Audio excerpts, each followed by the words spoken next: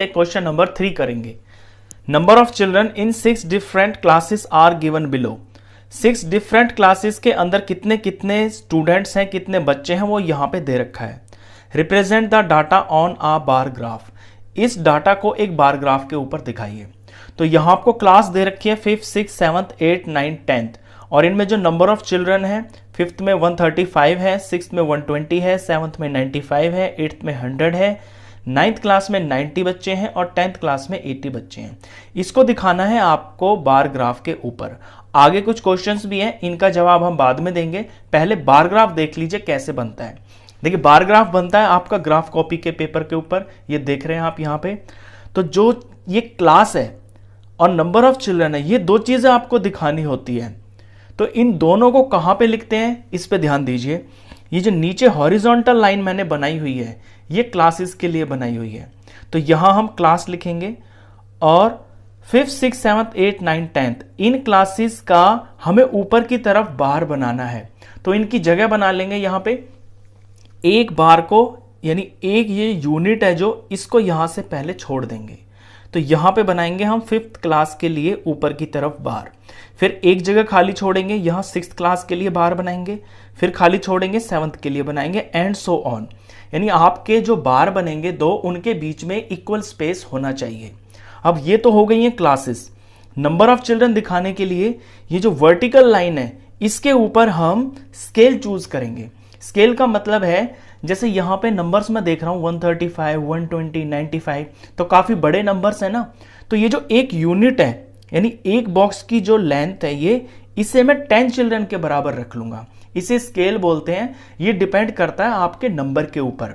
अगर ये नंबर छोटे होते, लेट सपोज 5 6 7 8 इस तरह के होते, तो एक यूनिट को फिर मैं यहां 1 ले लेता। तो इस क्वेश्चन के अकॉर्डिंग इन नंबर के हिसाब से मैंने 10 चिल्ड्रन चूज किया है। अब ये जो एक बॉक्स होता है ना छोटा, इसके अंदर और भी छोटे छोटे 10 डिविजन्स होते हैं। तो यानी कि यहां से यहां तक अगर 10 है, तो ये जो एक छोटा सा बॉक्स है ना, ये बिल्कुल इसका जो 10वां पार्ट है, ये 1 के बराबर हो गया है। और यहां पे है ये नंबर ऑफ चिल्ड्रन। तो यहां मैंने एक यूनिट को 10 के बराबर ले लिया है। तो ऐसे ही ऊपर की तरफ गिनती चलेगी 10 20 30 40 50, और वहां तक मैं ले जाऊंगा जहां तक मुझे जरूरत पड़ रही है। तो मैंने 140 तक ले लिया है, क्योंकि लास्ट सबसे बड़ा नंबर यहां पे 135 है। अब इनको प्लॉट करना देखिए कैसे बनाते हैं बार। 5th क्लास के अंदर 135 चिल्ड्रन है, तो 5th क्लास के ऊपर यहां मैंने ये बेस बना लिया 5th क्लास के ऊपर। अब इसमें यहां से ऊपर की तरफ मैं देखूंगा कि 135 कहां पे आएगा। तो ऐसे मैं चले जा रहा हूं, तो 120 आ गया, 130 आ गया, इसके बाद ये 140 है। अब 30 के ऊपर जो 5 छोटे छोटे बॉक्स होंगे वो 5 के बराबर होंगे। तो 130 में जब हम 5 ऐड करेंगे तो 135 हो जाएगा। यानी 135 जो होगा वो यहां पे आएगा। और इस बॉक्स के बिल्कुल सेंटर में जो है थोड़ी सी डार्क लाइन भी होती है, वो हमें हाफ को दिखाती है। तो 30 से ऊपर ये छोटे छोटे 5 बॉक्स हो गए हैं, तो 135 होगी यहां पे वैल्यू। अब इस वैल्यू को नीचे जो हमने बेस बनाया है, इससे पूरा का पूरा स्ट्रेट इसे जोड़ देंगे। ऐसे करके स्केल से आप इसे पूरा इसको जोड़ देंगे। तो ये 5th क्लास का बार बन गया है। यहां देखते ही पता चल रहा है कि 5th क्लास के अंदर 135 चिल्ड्रन है। नेक्स्ट चलते हैं 6th क्लास। 6th के अंदर है 120, तो एक जगह खाली छोड़ेंगे और यहां पे 6th क्लास का बार बनाएंगे। अब 120 देखना है मेरे को, तो 10 20 30 40 इस तरह से चलता गया हमें, और यहां 120 के बिल्कुल सामने बिल्कुल स्ट्रेट यहां पे ये वैल्यू आएगी। तो पहले मैं इसे ऐसे मार्क कर लूंगा डार्क करके। अब इसके ऊपर मुझे अपना बार बना देना है बिल्कुल स्ट्रेट। पेंसिल का और स्केल का आप यूज करेंगे। 6th का हो गया। अब 7th पे आते हैं।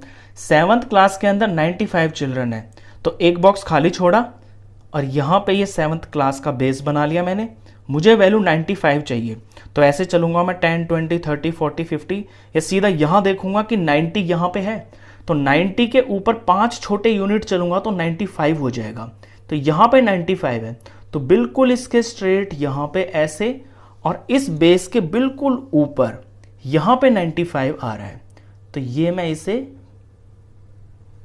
मार्क कर लेता हूं। तो यहां पे 7th क्लास के लिए 95 वैल्यू ये दिखा रही है लाइन। इससे होते हुए लाइन खींच के मैं बार तैयार कर लूंगा।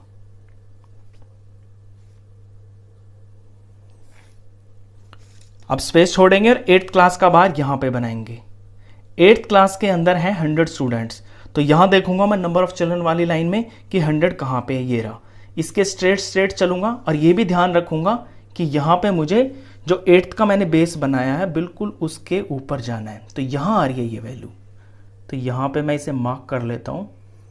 तो ये 8th क्लास के लिए 100 चिल्ड्रन है, इसको जोड़ के इसका बार बना लेते हैं।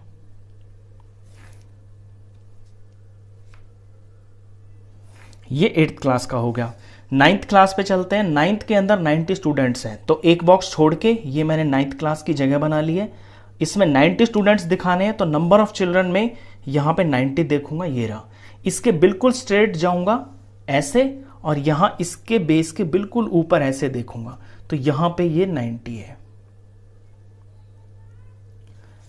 इसको जोड़ देंगे, इसका बार तैयार हो जाएगा।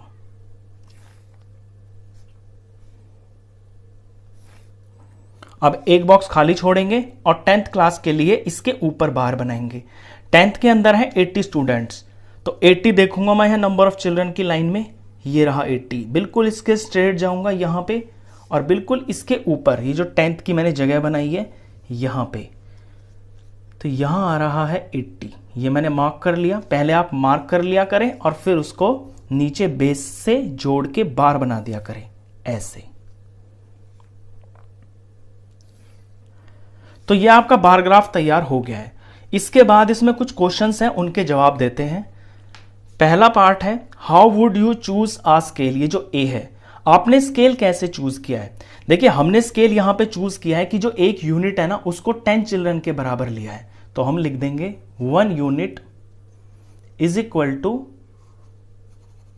10 children. B part answer the following questions. B में दो नीचे पार्ट दे रखे हैं, इनके जवाब देने हैं। Which class has the maximum number of children and the minimum, यानी कौन सी क्लास के अंदर सबसे ज्यादा बच्चे हैं, मैक्सिमम यानी सबसे ज्यादा, और मिनिमम यानी सबसे कम। अब वो हमें यहां देखने की भी जरूरत नहीं है। बार ग्राफ की यही खासियत होती है कि एक नजर में हम देख लेते हैं कि सबसे ज्यादा कौन है, सबसे कम कौन है। तो जिसका बार सबसे बड़ा है उसी क्लास के अंदर सबसे ज्यादा बच्चे भी होंगे। यहां 5th क्लास के बार की जो हाइट है वो सबसे ज्यादा है, तो 5th क्लास के अंदर मैक्सिमम चिल्ड्रन है, तो इसका आंसर हो गया है 5th क्लास। मिनिमम के लिए ये देखेंगे कि सबसे छोटा बार कौन सा है, तो यहीं से दिखाई दे रहा है एकदम से, ये सबसे छोटी हाइट है इस बार की, और ये है 10th क्लास का। तो सबसे कम बच्चे यानी मिनिमम चिल्ड्रन जो है वो 10th क्लास के अंदर है, तो इसका जवाब हो गया है 10th क्लास। सेकेंड पार्ट देखिए, find the ratio of students of class 6th to the students of class 8th। Ratio निकालने हैं आपको 6th क्लास के बच्चे और 8th क्लास के बच्चों की। अब रेशियो में ये खास ध्यान देने की बात होती है कि जो पहले लिखा होता है ना उसे हम ऊपर लिखते हैं, यानी हमें 6th क्लास के बच्चे और 8th क्लास के बच्चे, 8th बाद में लिखा हुआ है ना, तो इसे हम नीचे लिखेंगे ऐसे। अब 6th क्लास के जो स्टूडेंट्स हैं वो यहां देख लेते हैं 120 है, और 8th क्लास के जो बच्चे हैं ये हैं यहां पे 100। बस इनको काटते हुए चले जाएंगे, 0 से 0 कट गया, 12 और 10 ये दोनों 2 के टेबल में आते हैं, 2 से इन्हें हम काट सकते हैं। इसे जब 2 से डिवाइड करेंगे तो 6 आ गया, इसे 2 से डिवाइड करेंगे तो ये 5 आ गया। अब ये दोनों नंबर किसी भी सेम टेबल में नहीं आते हैं, यानी यहां पे ये कटना बंद हो गए हैं, तो ये इनकी लोवेस्ट फॉर्म है। लोवेस्ट फॉर्म से ही रेशियो बनती है। रेशियो को आप ऐसे दिखाते हैं 6:5। लास्ट में इस तरह से जरूर दिखाएं, यही रेशियो का साइन होता है। बस ये लास्ट पार्ट था, क्वेश्चन खत्म।